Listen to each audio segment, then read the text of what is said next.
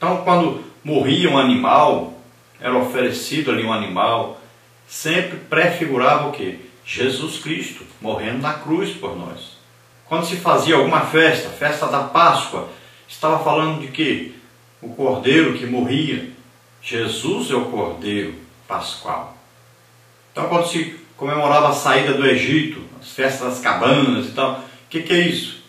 Está significando que nós éramos escravos, vendidos ao pecado, mas aceitamos a Jesus e fomos libertos. Então, quando se comemorava ali a festa do Pentecostes, a festa das colheitas, tem um significado.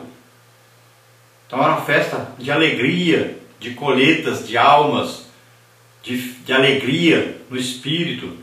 E se cumpriu, Jesus veio trazendo para nós o Pentecostes verdadeiro, legítimo, derramando o Espírito Santo sobre nós.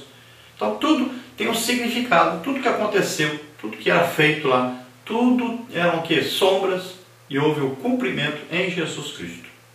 Então as cerimônias, aquelas festas, aquelas coisas se cumpriram, fizeram, aconteceram, mas cessaram, foram se apagando e já acabando com o tempo. Mas por quê? Porque o verdadeiro já chegou, já realizou o que era para realizar. O cumprimento já houve. Então para nós não precisa de mais nada disso. Jesus é o cumprimento de tudo isso. Depois, no tópico 2, preceitos civis. Lutero dizia que a função civil da lei ainda continua para manter a ordem e o bem-estar da sociedade. Segundo Martin Lloyd Jones, Jesus cumpriu também o sistema jurídico da lei. Com sua morte, ele transferiu os privilégios de Israel para a igreja. Êxodo 10, 6 e 7, 1 de Pedro 2, 9 e 10. Jesus disse às autoridades judaicas que o reino de Deus vos será tirado e será dado a uma nação que deu seus frutos. Mateus 21, 43. Com isso, Israel deixou de ser um estado teocrático. A igreja é a plataforma de Deus na terra para anunciar a verdade.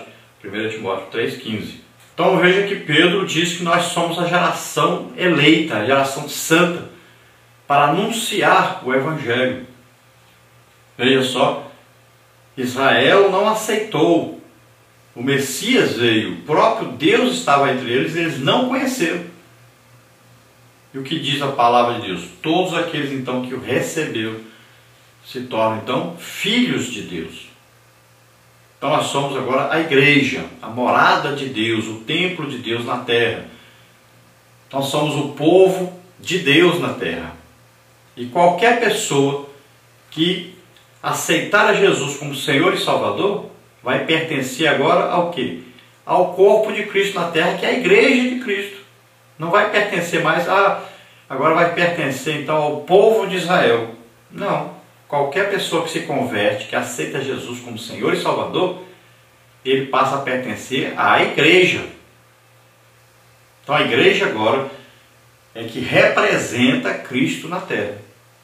Agora, as normas para se viver em sociedade continuam valendo. Então as normas para viver de maneira que Deus se agrade continuam valendo. A sociedade, o povo, não pode viver sem normas, sem leis, senão vira uma bagunça. É o que o diabo tenta fazer, ele tenta mudar as leis, ele tenta cancelar as leis, ele tenta mudar o pensamento das pessoas sobre as leis, as corretas. Principalmente, nós temos visto aí os ataques de Satanás às leis que falam sobre a família, principalmente sobre isso. Então as leis estão sendo aí burladas, mudadas, estão sendo aí de todo jeito modificadas pelos homens que vivem sem Deus, sem conhecimento da palavra de Deus, da vontade de Deus, sem temor de Deus. Preceitos morais. Os 10 mandamentos são representados pelos 2 grandes mandamentos: amar a Deus acima de todas as coisas e ao próximo como a nós mesmos. Marcos 12, 28 a 33. Na verdade, toda a lei e os profetas nisso se resumem. Trata-se de uma combinação de 2 passagens da lei, que está em Deuteronômio 6, 4 e 5 e Levítico 19, 18. São preceitos que foram resgatados na nova aliança e adaptados à graça, de modo que a igreja segue a lei de Cristo, a lei do amor, e não o sistema mosaico. Romanos 6,14, 13, 9 e 10, Gálatas 5,18. O Senhor Jesus cumpriu todos esses mandamentos durante a sua vida terrena. Então tudo se resume ao amor. E o apóstolo Paulo, ele diz então, se você é guiado pelo Espírito Santo, então a lei para você é uma coisa natural que você faz, não forçado, não porque você vai, eu vou ver o que está escrito. Não, é uma coisa natural, normal da sua vida. E você não é guiado mais pela lei, você não precisa consultar. Já é uma coisa que está dentro de você, Deus morando dentro de você. Basta você ouvir Deus, basta você atender, obedecer a Deus, e naturalmente você cumprirá a lei, sendo que você não é mais condenado porque você guardou ou não essa lei. Porque Jesus, Ele morreu em nosso lugar. Ele nos justificou. Ele cumpriu toda a lei. Então nós vamos nos esforçando, lutando, combatendo o mal, combatendo o pecado, nos esforçando para estarmos em comunhão com o Espírito Santo. E não mais olhando, comparando, deixa eu ver o que eu estou fazendo, se combina com a lei, se não combina. Não, nós agradamos a Deus. Agradamos o Espírito Santo que está dentro de nós. Se nós fizermos isso, consequentemente, nós estaremos cumprindo a lei. Porque a lei é boa, é coisa boa que está na lei. Então você não está debaixo da lei, você está debaixo da graça de Deus.